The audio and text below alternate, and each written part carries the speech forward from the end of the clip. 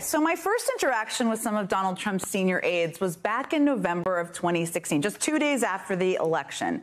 And it's still one of my clearest memories from that period of time. It was the day Trump visited the White House. You can see the picture there. He met with President Obama in the Oval Office.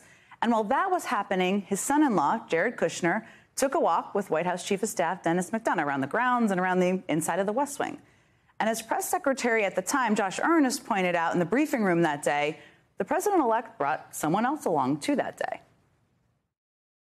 The president-elect's spokeswoman, Ms. Hicks, was here. I had an opportunity to meet with her, just brief to meet her, I guess I should say, while the president-elect was meeting with President Obama.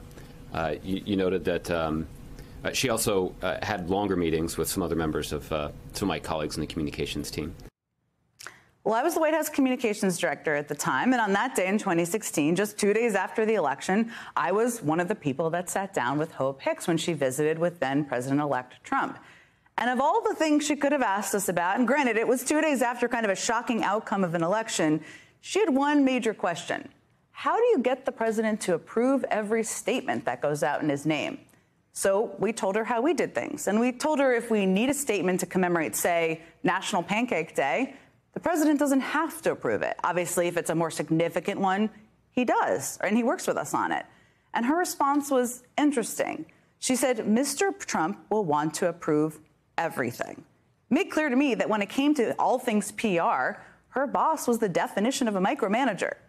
Well, fast forward to Friday, and that's exactly how Hope Hicks portrayed Trump when she testified against him in a Manhattan courtroom. Her testimony revealed that he's obsessed and controlling when it comes to his media coverage. In fact, she testified that when she began working for Trump in 2015, during his first campaign, the media team consisted of only the two of them. She said, quote, it was just me and Mr. Trump, who's better than anybody at communications and branding. We're all just following his lead. He was very involved. Everyone who works there in some sense reports to Mr. Trump. It's a very big and successful company, but it's really run like a small family business. With all of that said, here's the takeaway. Trump was intimately involved in the minutiae of his 2016 presidential campaign, all of the statements, everything. So if he was aware of the small things, how could he not be aware of the big things? At one point, Hicks painted a vivid picture of the panic inside the Trump campaign after the infamous Access Hollywood tape was released and the attempts at damage control that followed. She said, quote, I had a good sense to believe this was going to be a massive story and that it was going to dominate the news cycle for the next several days. And that, quote, this was a damaging development.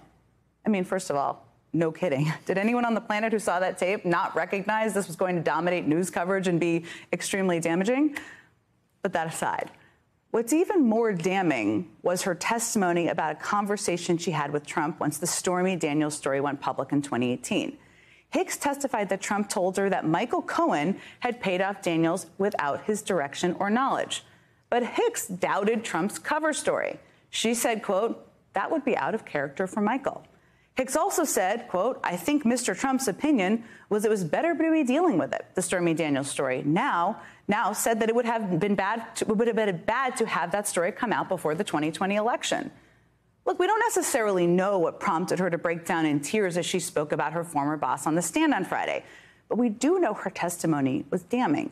She admitted the payoff was related to the campaign. She admitted that Trump knew about the payoff scheme. And without having to call her former boss a liar, she admitted that she thought the story he told her about Cohen doing it all on his own wasn't true. In the words of Hope Hicks, we were all just following his lead.